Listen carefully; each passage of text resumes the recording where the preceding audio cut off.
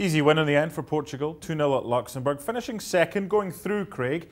What would you give them as a kind of grade for their qualifying campaign? How are we grading? A, B, C or D? Well, I'm not an A, so I give them a B. I give them a B minus or whatever that Job is. done, but yeah, job done. better. But yeah, but I think they're not a. They seem to be not a very much discussed team about being competitive in the Euros, and here they are, current holders of the competition that they won in France. And I look at the team, and I actually think if people write them off, they could be in big trouble, because I like them. They haven't played as well as they can, but I like that they've got experience and a bit of youth now, and I think a lot more creativity than they've had in previous tournaments, which was it's been a big complaint. People have said, they're boring to watch, they don't do this.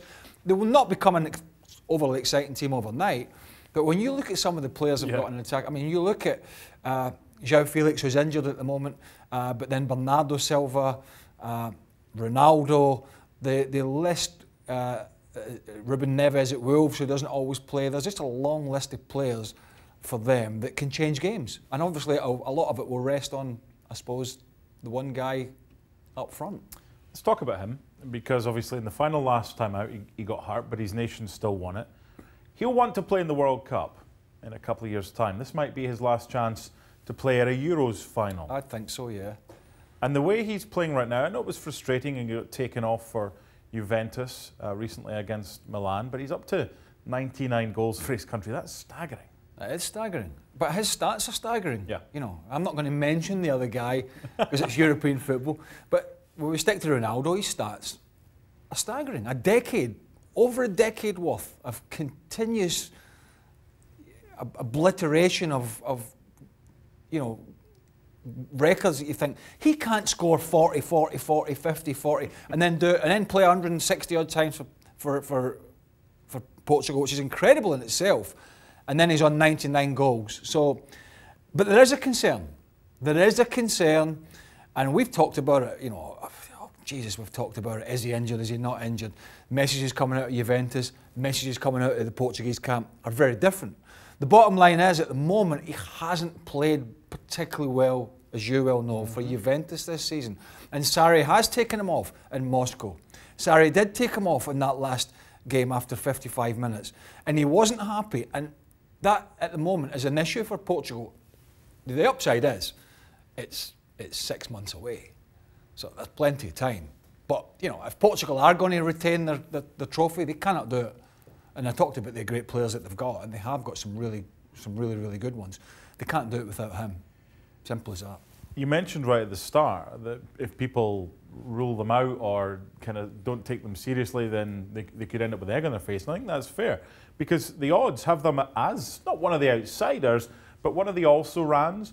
If you're doing a kind of tier, let's take a look at the odds here. I mean, 12 to 1. If you're looking for value, if you're betting value, I think the two teams at 12 to 1 are the value there. Yeah, particularly the way Italy have come through under Mancini after they changed stewardship.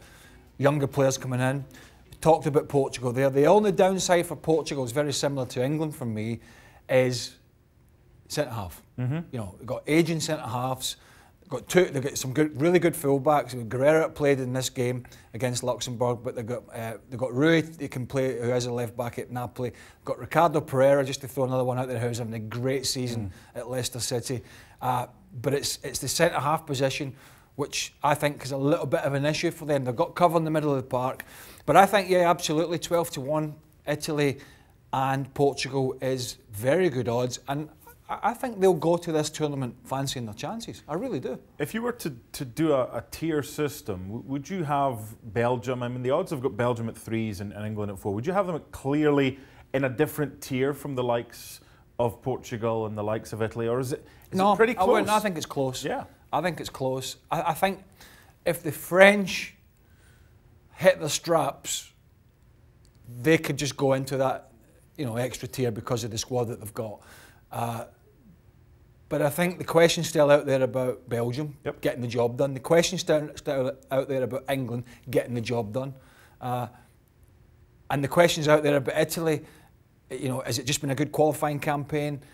And can you take that into the major tournament? And the question for Portugal is Ronaldo going to be flying?